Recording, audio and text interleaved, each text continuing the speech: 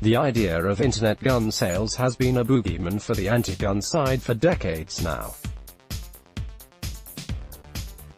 It presents an image of anyone sidestepping regulations with just a click of their mouse, able to get pretty much any gun they want dropped right to their house, next to an order from Amazon.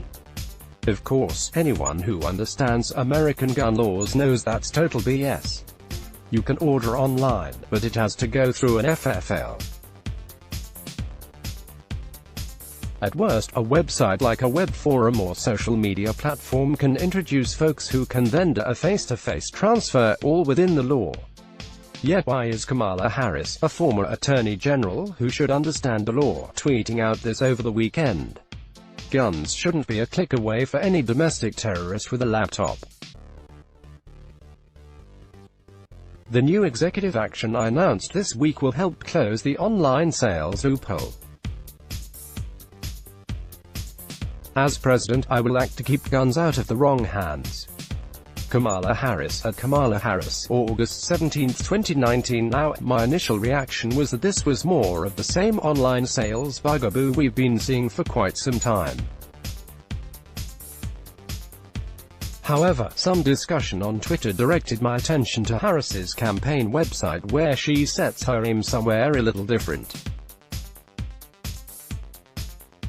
She wants to take on websites like Arms List. In recent weeks, communities across America have been traumatized by domestic terrorism and gun violence. From Gilroy to El Paso, people are being killed, and President Trump has done more to inflame the threat than confront it. Trump has weakened gun laws and toed the line of the NRA.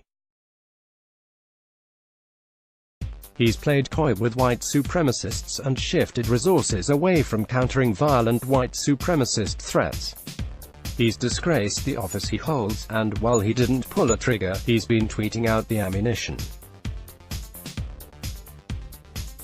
Take executive action to close the online gun sales loophole by requiring platforms like armslist.com to perform background checks. An estimated 1 in 5 gun purchases in America occur without a background check. In part, these dangerous sales go through because the federal government does not consider online gun markets in the business of selling firearms. As a result of this loophole, gun sales through websites like armslist.com are often not required to conduct background checks under federal law, and guns are sold with no questions asked in the 30 states without universal background checks. This is how dangerous people buy guns. Last year alone, over 1 million firearm ads were posted on Arms List for gun sales that would not require a background check. In America, loaded guns should not be a few clicks away for any domestic terrorist with a laptop. If Congress fails to pass universal background check legislation within her first 100 days as president, Harris will take executive action to require websites like armslist.com to conduct background checks by clarifying that dealing in firearms can mean facilitating private gun sales online for profit. There's a problem with that, on that the Washington Free Beacon's Stephen Gutowski pointed out on Twitter over the weekend. How exactly a president could take unilateral action to reclassify arms listers in the business of selling firearms under the Federal Firearms Act when they don't even sell any guns is beyond me. I also don't understand how they could operate as an FFL, even if they wanted to. Stephen Gutowski at Stephen Gutowski, August 17, 2019. Precisely. Arms List facilitates sales, but they don't have any inventory themselves.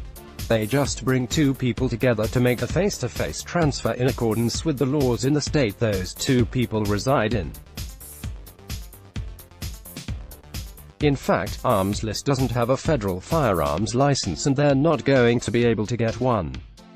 They're not in the business of selling firearms, after all, and that's kind of a requirement for an FFL. Granted, if they're required to get an FFL, they'll probably start selling guns. At least that's what I would do. What's interesting is that Harris is framing this as combating domestic terrorism. So far, there's no indication the El Paso shooter, the one shooting currently being considered as domestic terrorism, purchased his firearm in this way. There's no link to arms list and any other mass shooting I'm aware of, much less one that could be considered domestic terrorism. So why this push? That's easy. People like Harris have a problem with arms list because it lets people buy guns, but in a way that exists outside of government control. You're not required to undergo a background check for a private sale between two individuals in most states, so you don't need government permission to do so. I wouldn't worry, though. Harris not only is polling poorly at the moment, she also wouldn't have that kind of power as president. You can't make a website conduct background checks when they don't actually sell guns with the stroke of a pen. Harris wants to use executive power, hinting once again at the absolute tyrant she'd be as president, but this would require federal legislation.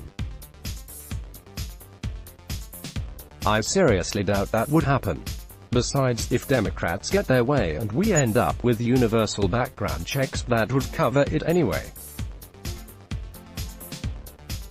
Harris has voiced her support for universal background checks before. Apparently, she's not very good at thinking about the impact of laws or something. Yet another reason even Democrats should consider not supporting her. She can't even keep her gun control schemes straight.